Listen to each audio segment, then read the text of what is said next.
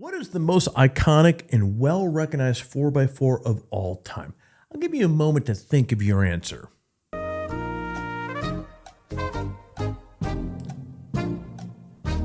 Now, there are just a handful of options if you ask me. Now, you have the Jeep Wrangler, which has to come to mind being a Jeep owner. You have the Range Rover as another possibility, but I might argue that the Toyota Land Cruiser takes the cake out of all of this. Now, when Toyota discontinued the Land Cruiser, if you think back in 2021, I cried like a baby. Well, maybe not, but I was definitely disappointed. And I'm a Jeep guy, so I can only imagine how upset the Toyota folks were. Well, in today's four-wheel drive talk episode, we're going to take a good hard look at the forthcoming 2024 Land Cruiser to see if the new direction Toyota is taking will be a hit or a miss. But before we get started, though, I noticed that you look a little tense, maybe even a little stressed out. And friend, I have a solution here for you. I was just working on my YouTube dissertation and stumbled upon some research that shows just how happier and relaxed people are after clicking that like button down below. I mean, let's be real here. It feels good to hit that button because it reminds you how much you like this video and it shares some good vibes with the video creator. So man, really, that is a win-win. So take a moment, hit that like button, and feel stress melt away. Why say no when it feels so good to say yes? Now let's get on to the headlines. Now, a little while back, we discussed how Jeep was discontinuing the diesel motor option in the Wrangler and the Gladiator. Well, the end is near for those models. The Gladiator Rubicon far out will be the last diesel-powered model. The 3-liter V6 EcoDiesel puts out 260 horsepower and 442 pounds of torque. But Jeep is celebrating the end of the diesel line with a few extra goodies to make this far-out model, well, Far out. in addition to having a hood graphic that says diesel 3-liter L, the far out gets 33-inch mud terrain tires, 17-inch black polished aluminum wheels, a steel front bumper, and a special badging on the back end for good measure on the tailgate. Now, underneath the Gladiator far out and the Wrangler far out, which is shown here, you'll find a heavy-duty Dana 44 axle in the front and the rear, plus a 2-speed transfer case with a low-range ratio 401. Now, the goodies include color body, fender flares, and black decals, a Mopar spray-in bed liner, black leather seats with nice red accents, and black leather wrapped dash panels with red stitching. So the million-dollar question here that we're all wondering here is, how much is this thing? Well, the base price is $71,790. So hey, let's be real here. This thing is not cheap, but if you love the Gladiator and need more torque, well, hey, this is a good option. There's a link in the description to put your Gladiator far out together if you like. Now, we've talked a lot in the past of four-wheel drive talk episodes about EV trucks like, the Ford F-150 Lightning, the Rivian R1T, and, which I'm sure we're going to be talking a lot about more here in the future here, the Tesla Cybertruck.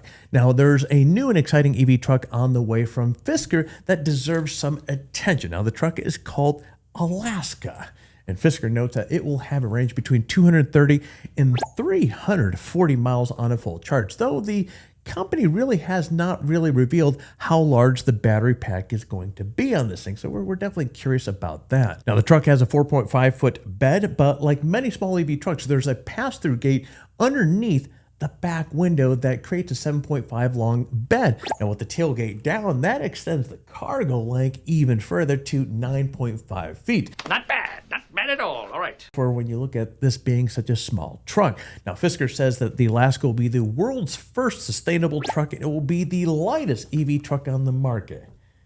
Well, that could be some marketing fluff, but we're not going to judge at this point. It is scheduled to debut at 2025. So there's a good deal of time between we're going to see any of these things on the street. But if the Alaska interests you, what I'm going to do is I'm going to put a link in the description below. So go take a look at that.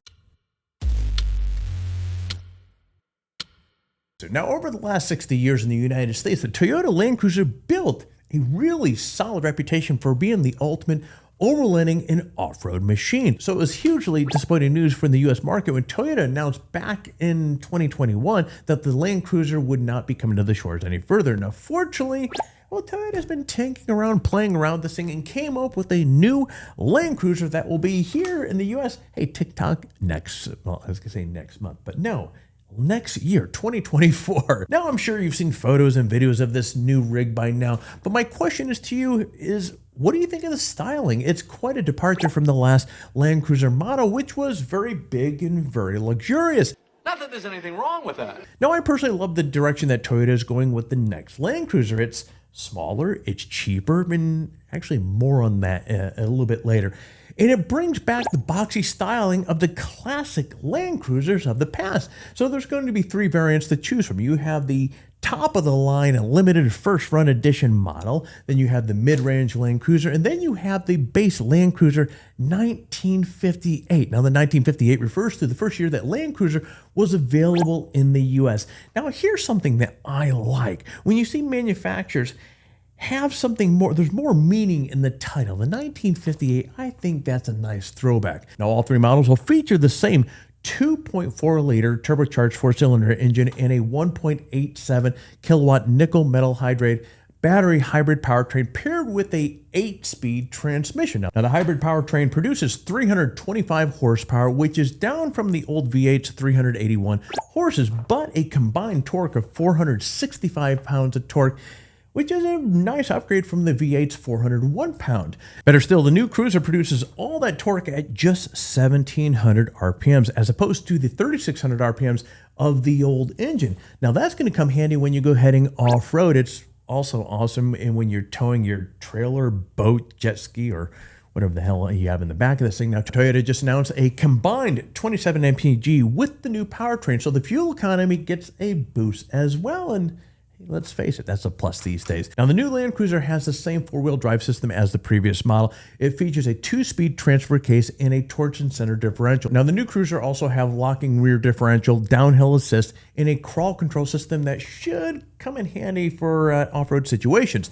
Now, I can go on and on about this vehicle, but time is limited, so let's get to the pricing. Now, Toyota says that the Land Cruiser 1958 model will be in the mid $50,000 range, which is way less than the old Cruiser base price, which is more than $87,000. Now, Toyota clearly wants to have moved the Land Cruiser into a more affordable off-road category and away from being the big old pavement princess that it had became. Now, pricing estimates for the mid-range and the top-of-the-line models haven't been released yet, but I suspect both of these models are going to be below that $87,000 figure that I just mentioned. So stay tuned, as I'm sure we're going to be hearing more updates on those shortly. Well, friends, well, that's it for me. So thanks for tuning in, and hey, we'll see you during the next episode.